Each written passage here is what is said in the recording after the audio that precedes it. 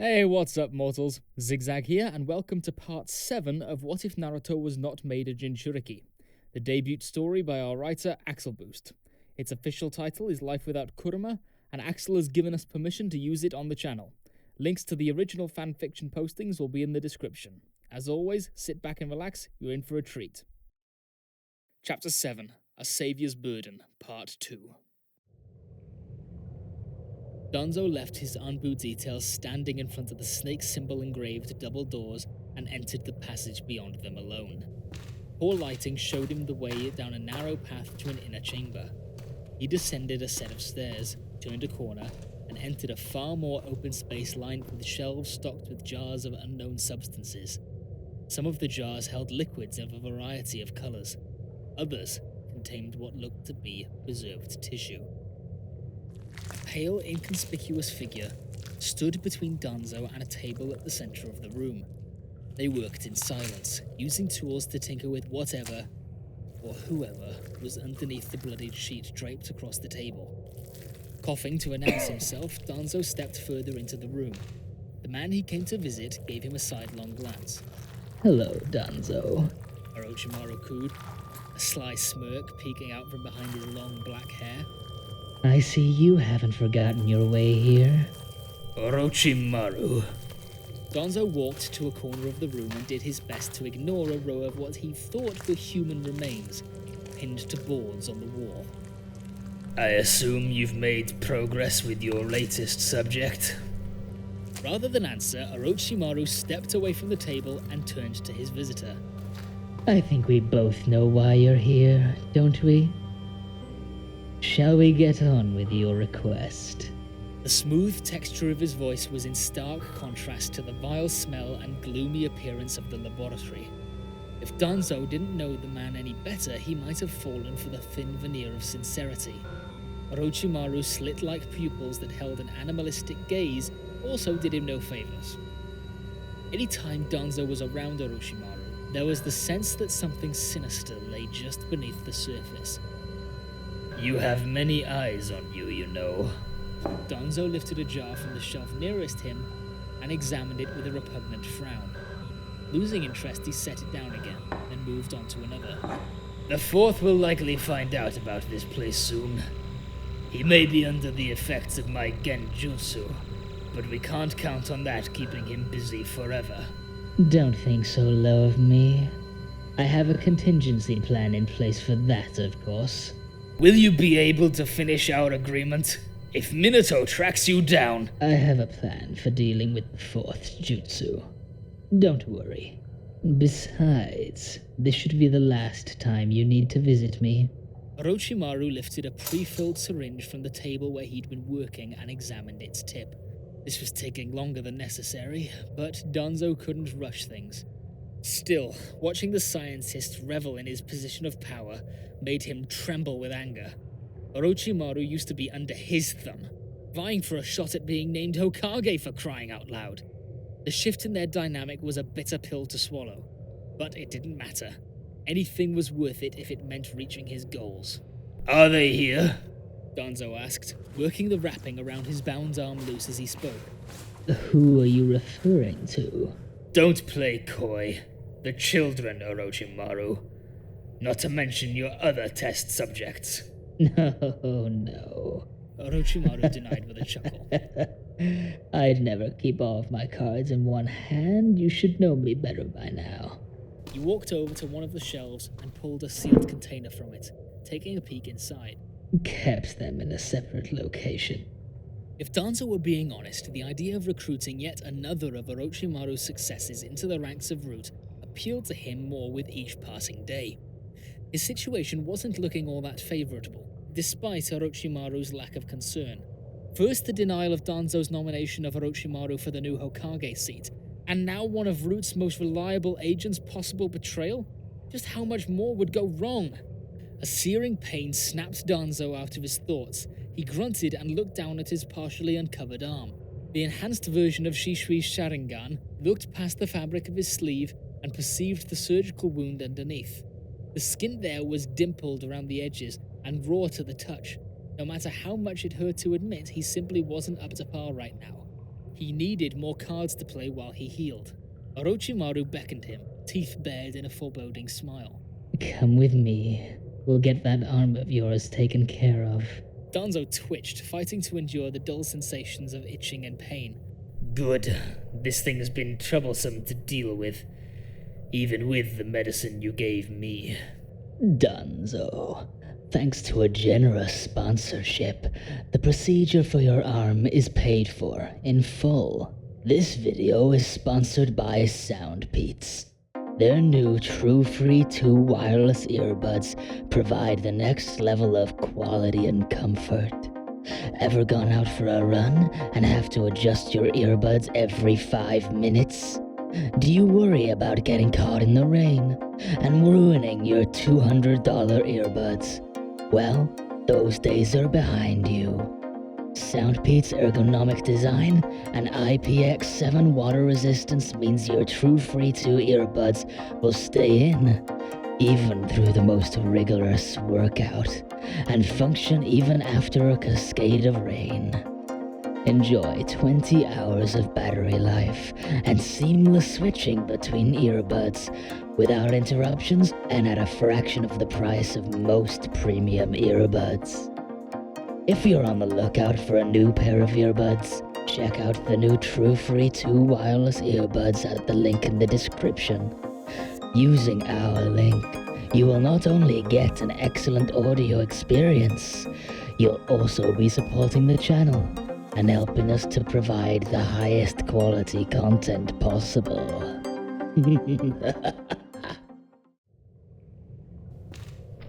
They made their way to a back room, where they were presented with another examination table.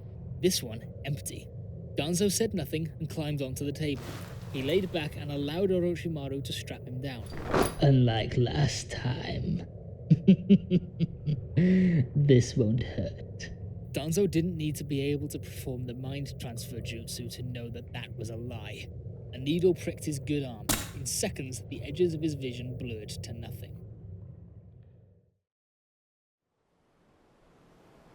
The funeral service Minato organized for the surviving Uchiha boy was well attended. Decorations were plentiful, and a quiet, respectful atmosphere set the tone for several passionate speeches and brief performances. Wreaths of lotuses were strung up, lanterns were cast, lighting up in a cloudy sky. Not a single detail was out of place. The Hokage had declared this moment of paramount importance, going as far as to order all non-essential missions to postpone and mandate full attendance by all in the village. He even beefed up security to ensure that nothing went wrong. Sasuke deserved that much. Minato didn't care about the bill he knew these expenses would incur down the line. He would find a way for the Leaf's budget to absorb the cost. There were far too many deceased to procure all the shrine space necessary, so he found a workaround and instructed the funeral organizers to set up a large platform at the forefront of the plot he selected for a mass burial. That way, everyone could pay respects as if they were doing so for the whole Uchiha clan. The cemetery grounds were a sea of black, with an occasional sprinkle of muted greys and greens. Muddy footprints in the soil, still damp from a recent downpour, trailed on as far as Minato could see. The sky opened up to blanket the area in rain, as if mourning, along with the leaf for its fallen citizens. Hundreds of attendees flowed by in a steady stream. Some with solemn expressions, some crying their eyes out. No matter their emotional stability, they all seemed to feel the overwhelming weight of the tragedy. Hiruzen reached the front of the procession and left a flower on the ceremonial dais among countless others, then stepped aside so his successor could have a turn. Minato approached next, Kushina clinging to him in silence. Her grip was firm, full of raw emotion as she somehow managed to hold it in. He let her follow him to the dais, even though this wasn't customary, and they placed their flowers down next to one another. When it was done, Minato started to lead his wife back to their place in the world. He paused. He spotted the dark-haired boy at the front of the crowd whose hardened gaze hadn't strayed from the wet grass beneath him. Against his inner objections, Minato strided forward, crouching to Sasuke's eye level, and gave him a slight smile. Kushina said nothing and hung back. "Hello, Sasuke," he said with as much cheer as he thought was appropriate given the circumstances. The boy looked up, his expression vacant. "Hello, Lord Forth. I wanted to personally speak with you about what's happened. You've been through a lot, and I want you to know that I'm here for you, alright? Sasuke didn't answer and returned to staring at the ground. I'm sorry. I know this is a lot to handle at once. So many people. Minato looked around at the rows of attendees and struggled to find words for this crucial moment.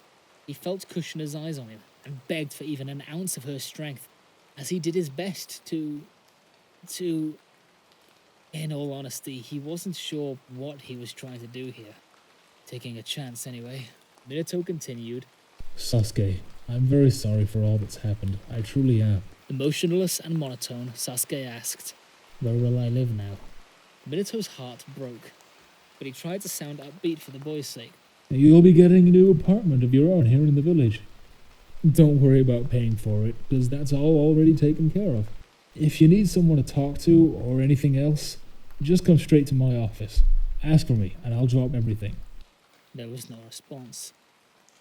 Sasuke, Minato said with a sigh. It's all my fault. I'm the Hokage, and I should have been there to save people. Something changed. The boy straightened up and looked into Minato's eyes with an expression that he knew well. He saw it in the faces of many children he encountered from the war-torn villages. He hated seeing it too, because he knew what it meant better than anyone. It was a look often seen on people 2 or 3 dozen years older than Sasuke as well. One that spoke of dark intentions. One that screamed of its bearer having nothing to lose. A dangerous thing to see in a child. You're wrong. It isn't your fault. Sasuke seethed, the familiar cold stare on his face. His eyes were soulless and unfocused. In that moment, it was as if, even without a Sharingan, he saw through Minato like a pane of glass. Ignoring the chill running down his spine, Minato decided not to press the matter and returned with Kushina to their designated spot among the mourners. He would dedicate time to help deal with the boy's trauma, but right now, as head of his village, he needed to lay the slain to rest.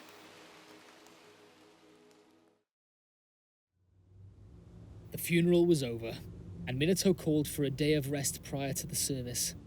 Odds were that no one was going to be in the best of moods anyway, so he figured getting ahead of it might make sense. Apart from the essentials such as urgent missions, care for the wounded, and high-priority deliveries, most business functions were shut down. One such urgent mission involved Minato ordering Genma, Iwashi, and Raido to escort Danzo to a meeting with the interrogation unit, where he would be questioned, using whatever methods necessary, by a squad composed of Inoichi, Ibiki, and one other trusted individual. It was a relief to know that very soon, the mysteries surrounding that night would come out. Silence reigned for several blocks around Minato and Kushina's home. Even where that wasn't the case, sounds were few and far between. In his bedroom, Minato pounded a fist against the floor and fought back tears as he reflected on his greatest shame.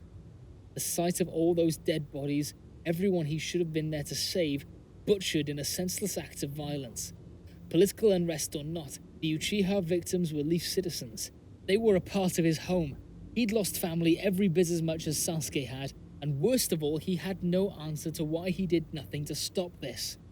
Kushina was in another room speaking with Naruto about what happened, and stressing the importance of being respectful and kind towards Sasuke at school because he'd suffered a terrible loss. Her soothing voice was a dull echo, drowned out by a combination of the walls and Minato's overwhelming whirlwind of regret and negative thoughts. He took a moment to concentrate on controlling his breathing, but the detection of a certain chakra signature froze him in his tracks. Lord Forth? Itachi Uchiha said from the other side of the room. Minato's eyes widened in shock. He spun around to face Itachi, but the room around him was gone. In the next instant, he found himself suspended in midair. Everywhere he looked, an expanse of red oblivion greeted him. He called out into the nothingness and received no response. Black feathers floated into view, obscuring his sight. Then he heard the unmistakable caw of a crow.